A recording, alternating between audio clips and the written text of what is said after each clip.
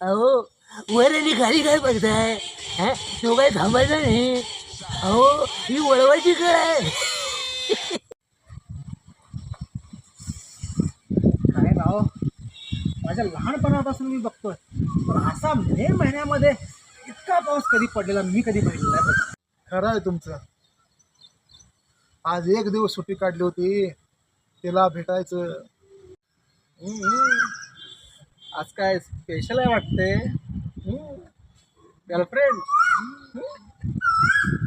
आता आता काय करायचं? आता आता काय करायचं नाही. आता काय करायचं ते सगळं तोच करणार. हो ये रे पावसा, तुला देतो